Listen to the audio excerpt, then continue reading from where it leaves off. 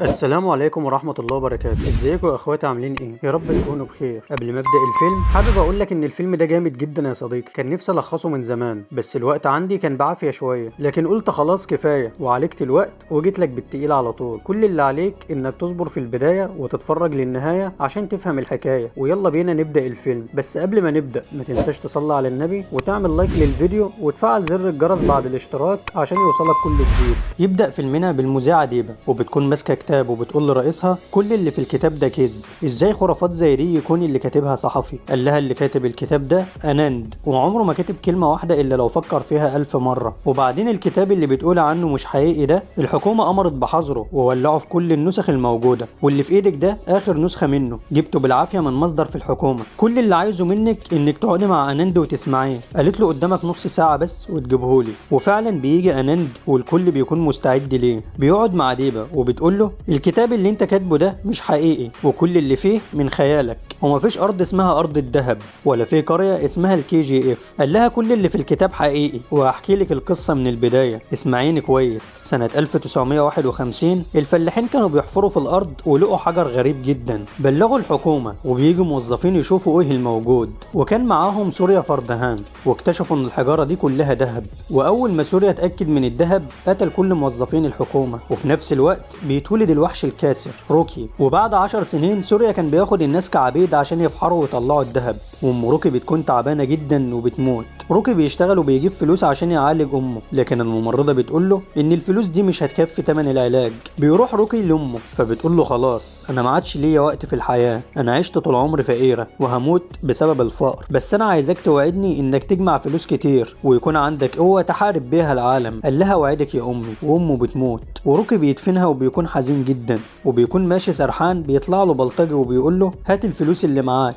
قال له مفيش معايا. البلطجي بيديله فلوس وروكي بيقول له مش كفايه. قال له عشان يكون معاك فلوس لازم يكون معاك القوه. روكي بيقول له ما تعرفش القوه دي بتتباع فين؟ البلطجي بيقول له في مومباي. روكي بياخد شنطته وبيروح على مومباي وبيشتغل مع راجل، والراجل ده بيكون بيلم المتسولين من الشوارع ويشغلهم في تلميع الجزم، لا مؤاخذه يا صديقي. واثناء ما روكي شغال بيشوف عربيه معديه وبيكون مذهول. زميله بيقول له بص على قدك، اللي في العربيه ده شيتي ملك مومباي. وبيجي الراجل ده رئيسهم وبيقول له ان المفتش موقف لهم كل شغلهم، عايزين نقطع راسه. الرئيس بيقول له انت مجنون؟ مين اللي هيعرف يضرب ظابط، انت ولا انا ولا عيل من المتسولين دول؟ روكي بيسمع الكلمتين وبيرفع ايده وبيروح للمفتش يرزعه بازازه على دماغه وبيسيبه ويجري. وفجاه بيقف ويقول لزمايله لازم يعرف شكلي واسمي. وبيرجع تاني للمفتش وبيقول له احفظ الشكل ده كويس جدا وخلي اسم روكي في دماغك على طول. وبيضربه بازازه تانية ولكن بيقبضوا عليه. رئيسه في الشغل بيروح لشيتي وبيطلب منه يخرج الطفل. شيتي بيقول له ما تقلقش انا خرجته. وبيجي روكي وهو اكل علقه حرامي جزم. رئيسه بيقول له ايه اللي انت عملته ده؟ ازاي تضرب ظابط؟ قال له لو ضربت شخص عادي الشرطه هتدور عليك، لكن لو ضربت شرطي ملك زي اللي جنبك ده هو اللي هيدور عليك. الكل بيستغرب وقاسم بيقول له يعني انت عايز ايه؟ روكي بيقول له انا عايز املك العالم كله. شيتي بيعجب بشجاعته وبيقرر انه يخليه واحد من رجالته. بعدها ب 17 سنه بتقوم حرب بين ايران وافغانستان، والعداوه زادت بين الولايات المتحده والاتحاد السوفيتي، والعالم كله اتاثر بالعداوه دي وارتفع سعر الذهب والقطن بطريقه مهوله. يا ريتني كنت عايش وقتها يا صديقي، عندي مرتبه قطمه ظهري كنت هبيعها واجيب واحده فايبر. في الوقت ده بيكون سوريا فردهان وصل لمكان محدش وصله قبله، وده بسبب مساعده الناس التقيله اللي في الهند، واللي هم النائب بشعبيته الكبيره واندروس اللي مسيطر على المنطقه الغربيه وراجندر ملك بنغالور والحاج برغاف وابنه كمال. لكن الدنيا مش دايما لحد يا صديقي. سوريا بيموت بسبب جلطه في دماغه، والكل بيكون طمعان في مدينه الكي جي اف. شيتي بتكون قوته زادت اضعاف وسيطر على مومباي بالكامل، لكن خليل المنافس ليه بيكون عايز مومباي تحت ايده. بيبعت رجالته وبيخلصوا على كل رجاله شيتي، بس مش بيلاقوا روكي. بيأمر رجالته يقلبوا عليه الدنيا، وفعلا بيفتشوا في كل مكان لحد ما بيجيبوه ويعلقوه، وبيكون مطحون ضرب وكل الموجودين بيكونوا عايزين يقتلوه. تفتكر هيقدروا يا صديقي؟ لا والله. زعبولة بيجري عليه وروكي بيديله اللي فيه النصيب والزياده. بيفك نفسه وبيلاقي شعبولة في وشه فبيخلص عليه بكل سهوله، وبيقول لهم وانا صغير جيت على مومباي، لما طلبت وجبتين ضربوني، ولما طلبت مكان صغير انام فيه طحنوني، وكتر الضرب ده حولني لسكينه ما تعرفش غير الذبح. بيهجموا عليه وعينك ما تشوف غير اللي بيتطوح يمين وشمال. بيضرب ويقتل فيهم بكل قسوه. بيخلص عليهم وبيقول لرئيسهم انت خايف ليه؟ ده انا كنت بسلك سناني برجالتك، انما انت هشرب من دمك، قوم اهرب. بيقوم يجري وروكي بيقوم وراه، لكن بيلاقي جيش جاي عليه، بيهجموا عليه وهو ولا فارق معاه، ما بيسيبش كبير ولا صغير، بيطحن فيهم واحد واحد، بيخلص على اللي جوه وبيخرج بره يكمل عليهم، وكل اللي بيقابله ما بياخدش في ايده غلوه، بيخلص عليهم واحد ورا التاني وبيكمل طريقه ورا رئيسهم. بيهجم عليه رجاله تانيين وما يعرفوش ان كبير الكدابين، وبينزل فيهم فحت ردم مزق لزق فزع رزع لحد ما بيخلص عليهم بالكامل، والقطنه ما بتكدبش. بيمسك رئيسهم وبيكون مرعوب جدا، بيخلص عليه وبيعلقه على الرصيف قدام مراكب خليل اللي جايه بالذهب، واول ما بيشوفوه بيترعبوا وبيلفوا وشهم وبيرجعوا تاني. بعدها روكي بيكبر وبيملك مومباي وكلمته بقت تمشي على الكل. شيتي بيتضايق وبيعمل اجتماع هو ورجالته عشان يوقفوا روكي. روكي بيدخل الشارع والاطفال بتنادى عليه، واول ما شيتي بيسمع اسمه بيتخض. شيتي بينزل وبيقول له انت عشان ضربت 20 واحد هتفكر نفسك زعيم؟ ولسه هيكمل كلامه لكن بيتفاجئ بعربيه داخله عليه. شيتي بيتخض وبيرمي السيجاره وبياخد الشمسيه وبيجري عليها، واللي بينزل من العربيه بيكون اندروز. بيساله على روكي وبيروح له يقول له عايزك في مهمه في بنغالور، ولو نجحت فيها مومباي كلها هتكون ليك. بيوافق روكي وشيتي بيكون واقف متضايق. روكي بيقول له مش انا الشخص اللي يضرب 20 راجل عشان يكون الزعيم، ال20 اللي انا ضربتهم كانوا كلهم زعماء. وبيسيبه ويمشي. بيسافر لبنغالور وبيكون راكب تاكسي لكن بيلاقي الطريق واقف. سواق التاكسي بيسال واحد ايه اللي بيحصل، قال له بنت راجندر بتحتفل وقافله الطريق واللي بيبص لها بيقتلوه. روكي بيسمع الكلمتين دول وبينزل يروح لها، بيقف قدامها وبيكون مذهول من جمالها وبيقول لها مبروك انا وقعت في حبك. بتقول لرجالتها انتوا هتتفرجوا يلا خلصوا عليه. بيهجموا عليه وما يعرفوش انه تخصص تكسير عظام، بيكسر عظمهم واحد ورا التاني لحد ما بيخلص عليهم بالكامل. والقطنه ما بتكدبش. رينا بتقول له اكيد انت اول مره تزور بنغالور وما تعرفش انا مين وبنت مين، بس لما تعرف ما تهربش لان لو رحت فين ابويا هيجيبك. قال لها انا ما بهربش من حد، انا موجود اهو ومش رايح اي مكان بعيد عن هنا لان حبيتك من كل قلبي. وبيسيبها ويمشي. بيجوا رجاله اندروز ياخدوه وبيلاقي كمال بيقتل راجل عاكس رينا، وبيقول لاندروز في واحد شكله جديد في المدينه ضرب رجالتنا لوحده بعد ما عاكس رينا، وبيؤمر رجالته يقلبوا عليه الدنيا وما يعرفش ان روكي هو اللي عمل كده. روكي بيدخل على اندروز. دايا بيقول له انت عارف الرجاله اللي ضربتهم تبع مين؟ والبنت اللي انت عاكستها بنت مين؟ احنا مش جايبينك هنا عشان تعاكس بنات. روكي بيقول له ولا يفرق معايا مين ابوها ومين امها، ادخل في الموضوع على طول. اندروز بيقول له عايزينك تقتل شخصيه كبيره ودايا هيشرح لك الخطه. تاني يوم دايا بيروح له وبيقول له بعد ايام قليله هيحصل مناسبه كبيره، قبل ما يوصل لمكان المناسبه لازم يتقتل، وفي طريقين هيمشي منهم. الطريق الرئيسي وده هيكون الناس فيه قليله ومش هيكون فيه زحمه، والطريق التاني شوارع صغيره وفيها ناس كتير التحرك هيكون صعب فيها. وهنا بيكون كمال قالب عليه الدنيا وبيعرف انه قاعد في فندق. بيروحوا يدوروا في كل اوضه ومش بيلاقوه، وفجاه بيفتح باب اوضته وبياخد رينا وبيقول لها للدرجه دي مش قادره على بعدي؟ جايالي لحد هنا برجلك؟ تصدقي انا كنت بفكر فيك وانا بستحمى. رجالتها بيفضلوا يخبطوا على الباب فبيخرج لهم. رينا بتسمع صوت ضرب وبتفكر ان روكي هو اللي بيتضرب. بتنزل تنادى على السواق وبتتفاجئ بروكي. بتقول له حتى السواق ضربته؟ قال لها انت زعلانه ليه؟ تعالي وانا هوصلك.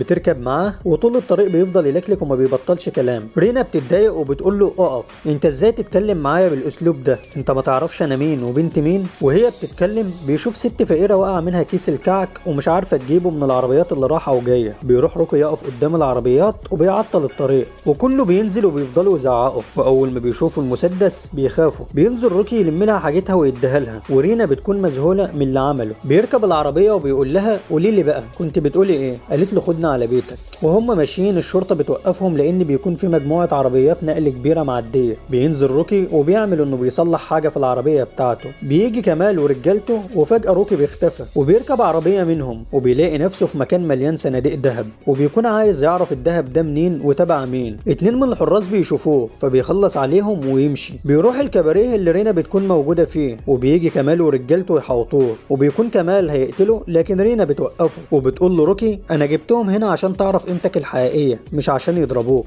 هديلك فرصه تبين رجولتك ولو جيت ولمستني قدامهم انا هكون ليك. روكي بيخرج والكل بيضحك عليه. تفتكر هيمشي يا صديقي؟ لا والله. بيدخل عليهم بعربيه بترول وبيفضيها في المكان. بيولع سيجاره والكل بيكون مرعوب. بيقف قدام رينا وخلاص هيلمسها لكن بيرجع في كلامه وبيقول لها مش لازم احط ايدي عليكي عشان اكون راجل. كمال بيتضايق وبيكون عايز يضربه لكن راجندر بيجي وبيوقفه وبيطلب منهم يخرجوا. وهو خارج بيقول له روكي حظك حلو نجدوك مني. قال له هم مش جايين ينقذوني، دول جايين ينقذوك انت مني. راجندر بيقول له خطتك ايه؟ قال له جارودة هيجي من الطريق اللي مليان ناس ومش هنعرف نقتله هناك، انا انا هقتله جوه مقر الحزب. راجندر بيقول له المكان هيكون مليان حكومه ورئيس الوزراء نفسه هيتفتش، ازاي هتقتله هناك؟ روكي قال له عايز مسدس جوه بس وملكش دعوه. قال له ماله، المسدس هيجي لك جوه. وبتبتدي الحفله وبيجمعوا المسدس، وعلى اخر لحظه بتحصل فوضى والمسدس بيقع وبيدخل جارودة والكل بيكون مرعوب.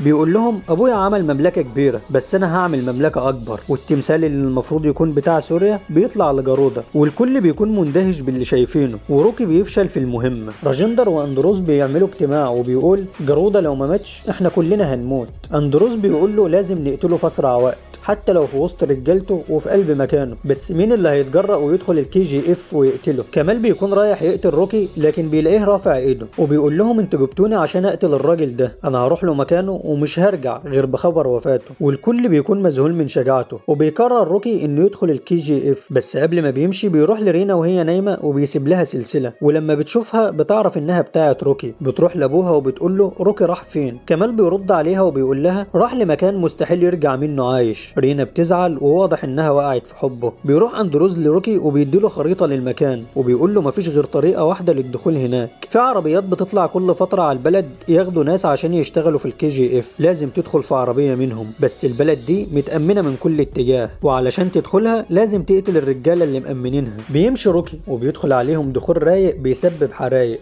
بيكونوا رجاله كتير جدا بس على مين؟ ده روكي ابن الكدابين. بيكسر عظمهم واحد ورا التاني ومحدش قادر يوقفه. بيديلهم علقه سخنه ايه؟ ده بيديلهم علقه موت. بيطحن فيهم واحد واحد لحد ما بيخلص عليهم كلهم. والقطنه ما بتكدبش. بيركب عربيه من بتوعهم وما بيكونش عارف الطريق اللي ماشي فيه وبيوصل للكي جي اف. بيدخل جوه وبيكون مذهول من المكان. بيبدا شغل وفي وقت الراحه بيفضل يتفقد المدينه. بيقعد مع الاطفال وبيسالهم عن الامن الموجود في المكان. الولد بيقول له في حراس عند قصر جارودة وعند مكان التعدين وعلى ابراج المراقبه وعند البوابه، ما تقلقش الامن عالي جدا هنا. بيقوم يكمل شغل ومع الوقت بدا يتاقلم على المكان. وهم شغالين بيكون في طفل بيلعب بكوره، الكوره بتعدي خط واللي بيعدي الخط ده بيموت يا صديقي. ابو الولد ما بيلحقش يوقفه وامه بتجري وراه، واول ما بتعدي الخط بتاخد طلقه وتموت، وابنها بياخد الطلقه التانيه وبيموت وراها. روكي بيكون شايف اللي بيحصل ومش قادر يعمل حاجه. بيكملوا شغل وواحد من الناس رجله بتتعور والدم عندهم ممنوع يا صديقي. بياخدوه تحت الارض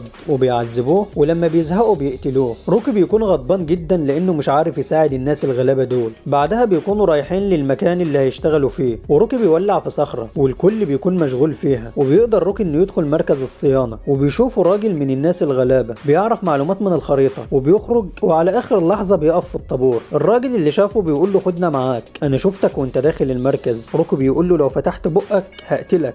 فان رام المسؤول عن الامن بيروح لجارودة وبيقول له الدفعه الاخيره فيها واحد جاي عشان يقتلك. قال له يقتلني انا؟ اجمع له كل العمال اللي شغالين في المنطقه دي. وفعلا بيجمعوهم وبيقول لهم جارودة سمعت ان في واحد عايز يقتلني، انا قدامك اهو، اخرج موت لوحدك بدل ما كل الموجودين يموتوا. الراجل بيبص لروكي وروكي بيكون قلقان انه يعترف عليه. وفعلا الراجل بيخرج لكن بياخد السيف ويروح ناحيه جارودة، وقبل ما بيوصل ما بيلحقش والحرس بيقتلوه. الخبر بيوصل لراجندر واندروس وبيفكروا ان روكي هو اللي مات. ورينا بتكون سامعاهم وبتحزن جدا. وبنرجع تاني للكي جي اف وبتكون الست دي بتولد وبتجيب بنت، والبنت اللي بتتولد هناك بتموت يا صديقي. الراجل ده بياخد الطفله عشان يقتلها وبيلحقها روكي على اخر لحظه. الراجل بيقول له ابو البنت دي ضحى بحياته ولو ما كانش مات كانت مراته هتموت والبنت دي في بطنها، وهم دلوقتي هيقتلوا الطفله دي بدون رحمه. راجل منهم بيشاور على روكي وبيقول ده اللي هيحمينا. روكي بيدي الطفله لامها وبيمشي. بيروحوا عشان يشتغلوا وهم ماشيين راجل اعمى بيخبط البرميل بايده. درجة بيجي وبياخدوا الراجل عشان يقتلوه والكل بيكون زعلان. روكي بيغضب جدا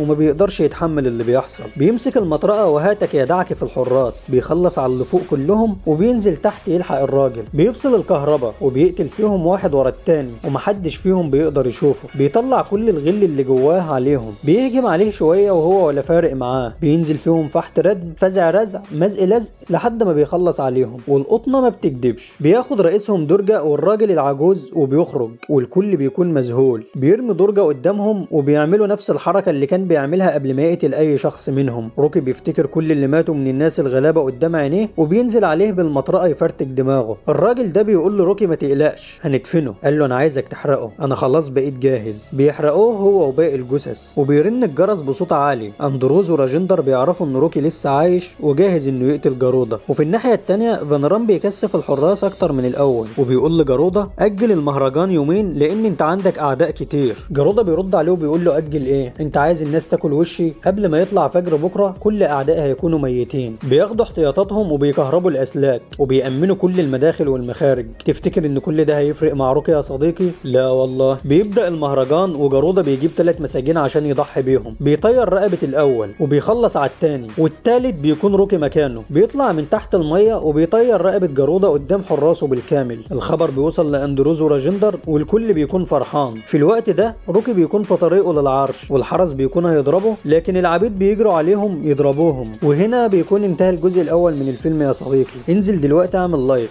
واشترك في القناة وفعل زر الجرس عشان تكون اول واحد يشوف الجزء الثاني ومش هتأخر عليكم بيه ان شاء الله. سلام.